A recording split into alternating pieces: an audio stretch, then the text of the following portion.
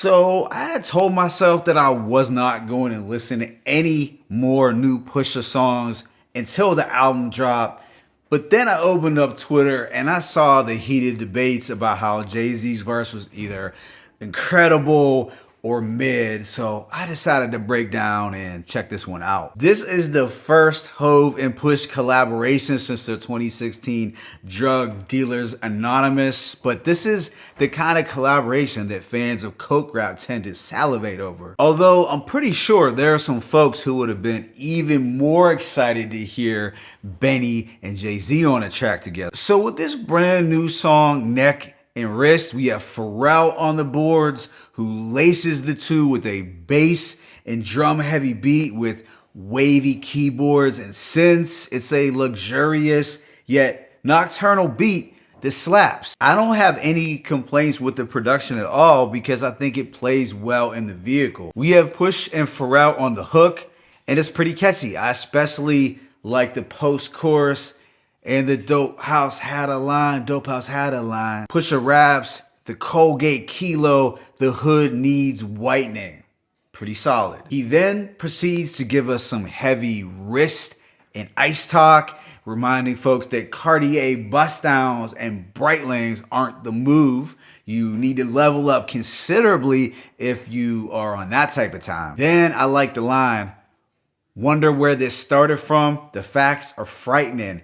Richard Pryor's flame gave birth to pipe dreams. So obviously that's in reference to when Richard Pryor blew up his face trying to bass. But that was Pryor like Richard, yo. I hope y'all caught my Cameron and Sadat X lines. Now we're talking about Jay-Z.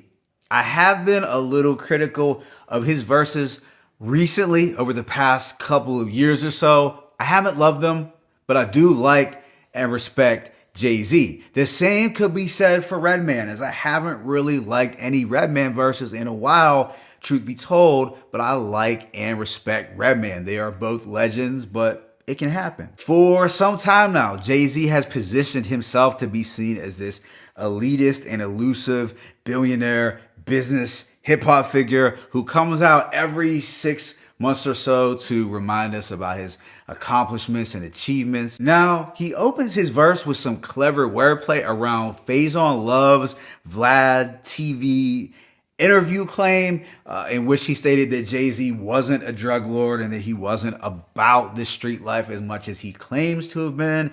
But I really wasn't buying everything that Faison Love had to say in that interview because he was being a little extra with it, trying to be funny, and it is pretty well documented of Jay-Z's street credentials. But on this record, Jay-Z boasts about running a legal weed business despite being a felon. It's like he's giving the middle finger to the Justice Department, the government, the powers that be. Like, hey y'all, I went from selling crack in the 80s to now selling weed legally, and there isn't shit you could do about it. Now, the following bars were cool, a little boastful, but almost status quo for what we've been hearing from Hove for years now.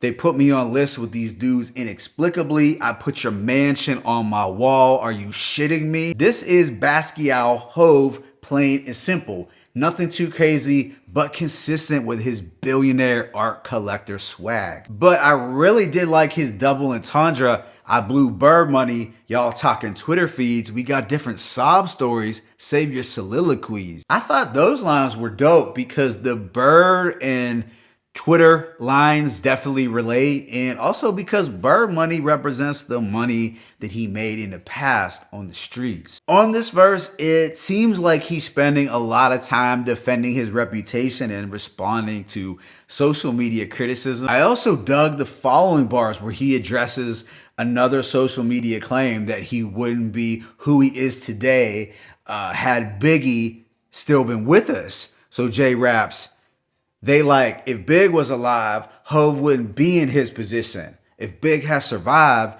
y'all would have got the commission. So I feel that was a witty and clever response that reminds folks of the supergroup that never really formed as a result of Biggie's death. Now, the commission was supposed to consist of Jay-Z, Biggie, Puffy, Lil C's, and Charlie Baltimore, in which he did mention on his classic What's Beef track. In the comment section, let me know what you think that commission album would have sounded like.